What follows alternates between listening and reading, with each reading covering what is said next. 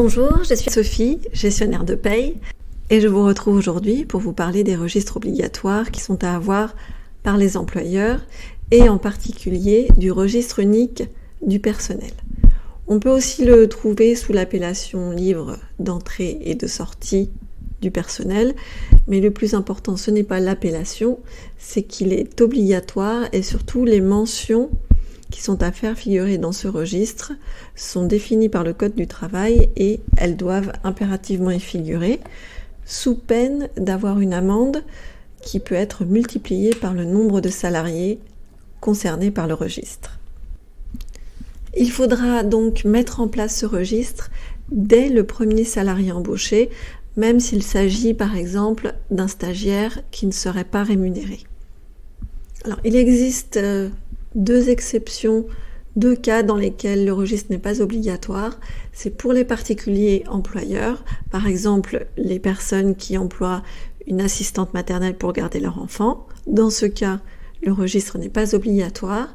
Ou pour les associations qui payent les salariés avec le chèque emploi associatif. À ce moment-là, le registre unique des personnels n'est pas obligatoire. Mais pour les associations qui sont au régime général de l'URSSAF et qui ont des salariés avec des bulletins de paye ordinaires, entre guillemets, dans ce cas-là, ces associations ont l'obligation également d'avoir le registre unique du personnel.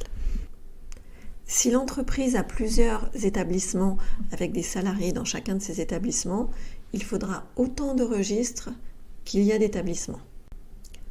En ce qui concerne les mentions obligatoires à faire figurer dans le registre, je vous mettrai en lien le détail parce que là en vidéo ce sera un petit peu long de vous énumérer toutes les mentions qui sont assez nombreuses selon le cas de figure.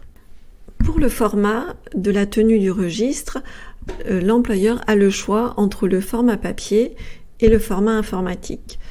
Alors, pour le format informatique, on se dit qu'on pourrait peut-être le faire depuis le logiciel de paye, que ce soit en interne ou par un prestataire externe, soit un gestionnaire de paie externalisé, soit par l'expert comptable, mais se pose le problème d'intégrer les personnes qui n'ont pas le bulletin de paye, notamment les stagiaires non rémunérés, et les intérimaires, les salariés détachés. Comme toutes ces personnes doivent figurer également dans le registre, si vous voulez faire établir le registre du personnel par une personne extérieure, il va falloir lui communiquer toutes ces informations au fur et à mesure. En ce qui concerne le modèle, vous pouvez très bien l'établir vous-même en respectant le fait que ce document ne doit pas être modifiable. Vous pouvez éditer, préparer le modèle avec les mentions obligatoires, l'éditer et ensuite inscrire les informations au fur et à mesure. Donc là, on voit typiquement ce qu'on pourrait inscrire.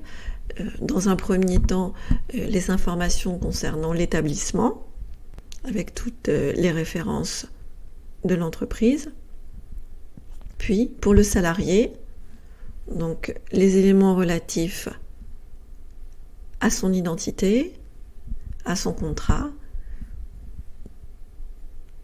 Puis, en cas de particularité, on peut prévoir des espaces pour les inscrire. Si ce modèle vous intéresse, je vous mettrai le lien pour pouvoir le récupérer. Voilà, ce sera tout pour aujourd'hui. Je vous dis à très bientôt et je vous souhaite une bonne fin de journée ou une bonne soirée.